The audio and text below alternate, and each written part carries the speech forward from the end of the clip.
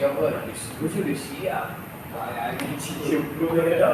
Ya, salam. Salam. Kita mulai podcast kita. Mari kita bersatu dalam doa. Kita dengan kepala. Tuhan, terima kasih untuk setiap pemberkatian yang Engkau berikan kepada kami di tempat ini. Yang biarlah apa yang kami dapat, apa yang kami dengar, apa yang kami ucapkan, sekiranya dapat bertumbuh dan berkembang, serta kami dapat memelihara dan melakukannya sesuai dengan kebenaran. Amin. Ya, salam saudara-saudara yang saya kasihi di dalam Yesus Kristus. Sesuai dengan tema pada bulan Februari ini tentang cinta dan kasih. Jadi tiap-tiap seseorang memiliki hati, di mana hati ini tempat menyimpan suatu perasaan, dan di dalam suatu perasaan hati ini terdapat dua bagian. Yang pertama saya menyimpulkannya perasaan suka, yaitu terdiri dari gembira, senang, dan yang kedua perasaan dari duka, yaitu perasaan sedih, kecewa, benci. Tetapi yang dimaksud dengan cinta dan kasih yang datang dari Allah itu sendiri adalah cinta dan kasih yang diajarkan untuk saling mengampuni dalam kehidupan sehari-hari kita. Karena kita tahu di setiap kehidupan kita sehari-hari seringkali, contohnya ada beberapa teman-teman kita yang secara tidak sengaja sehingga kita menyakitkan hati kita, namun di satu sisi kita juga harus memaafkan. Jadi cinta dan kasih ini merupakan suatu hal yang tidak dapat dipisahkan. Berbeda makna, teman, tidak bisa dipisahkan. Dan untuk membahas lebih dalam lagi, mari sama-sama kita buka Alkitab kita di dalam 1 Yohanes pasal yang keempat ayat 7 sampai dengan yang 10. Kita di bawah berikut, Allah adalah kasih. Saudara-saudaraku yang terkasih, marilah kita saling mengasihi, sebab kasih itu berasal dari Allah. Dan setiap orang yang mengasihi lahir dari Allah dan mengenal Allah. Barang siapa tidak mengasihi, ia tidak mengenal Allah, sebab Allah adalah kasih. Dalam hal inilah kasih Allah dinyatakan di tengah-tengah kita, yaitu bahwa Allah telah mengutus anaknya tunggal ke dalam dunia supaya kita hidup olehnya. Inilah kasih itu, bukanlah kita yang telah mengasihi Allah, tetapi Allah yang telah mengasihi kita dan telah mengutus anaknya sebagai pendamaian bagi dosa-dosa kita.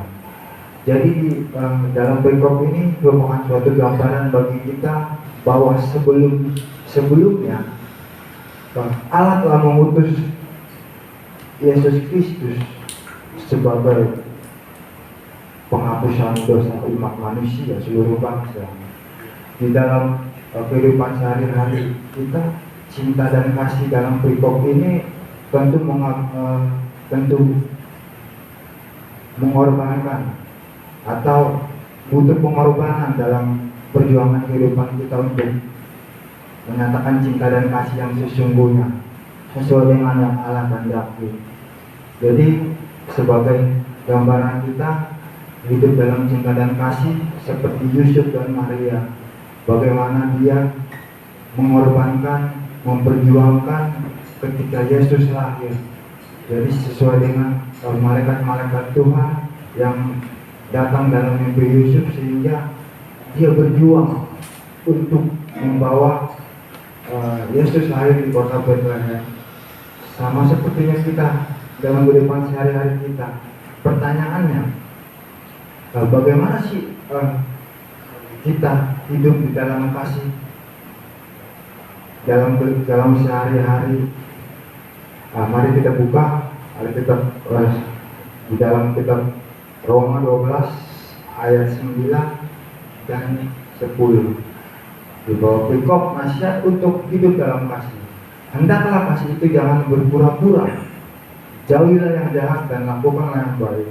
Hendaklah kamu saling mengasihi sebagai saudara dan saling mendahului dalam memberi hormat. Jadi kasih yang dimaksud dengan Allah itu sendiri adalah kasih yang jangan berpura-pura. Artinya kita harus sungguh-sungguh.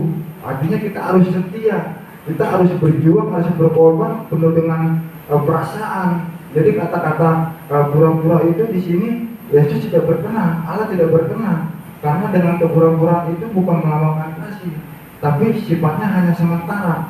Terkadang kalau kita pura-pura baik, kita pura-pura memaafkan, kita pura-pura mengampuni seseorang itu sendiri, tapi di belakang orang itu sendiri, ya kalau itu mah kalau maafin itu orang. Terkadang rasa seperti itu timbul juga dalam kehidupan kita sehari-hari. Jadi perikop ini mengajarkan kita hidup di dalam kasih itu, lakukanlah yang terbaik sehingga rasa kepura-puraan itu hilang dan rasa yang kita ada dalam diri kita itu ya kita tetap setia. Kita harus sungguh-sungguh. Kalau saya sering bilang dalam kelompok orang kita, jangan mendua hati kalau kata mama saya. Jadi sungguh-sungguhlah dalam mencari firman Tuhan itu sendiri, dalam mendekatkan diri kita kepada kebenaran itu sendiri, dan pengorbanan cinta dalam kasih sama seperti Yesus berkorban dan rela disalibkan hanya untuk menebus dosa seluruh umat manusia. Kita juga tahu dan kita juga mengerti apa maksud dari Yesus disalibkan, karena telah tertulis dalam Alkitab supaya genaplah nas Alkitab para nabi-nabi tersebut. Dan yang terakhir, di dalam salib ada pengampunan, di dalam salib ada kesembuhan, di dalam salib ada kekuatan, di dalam salib ada keselamatan, di dalam salib ada hikmat dan berkat, dan yang terakhir di dalam salib ada kehidupan yang kekal. Jadi jikalau kita memelihara sesuai dengan apa yang cinta dan kasih yang dimaksud dengan Allah itu sendiri dalam kitab kebenaran itu, lakukanlah yang baik dan janganlah berpura-pura. Lakukanlah dengan sungguh-sungguh hati, dengan setia. Tuhan Yesus memberkati. Mari kita dalam doa.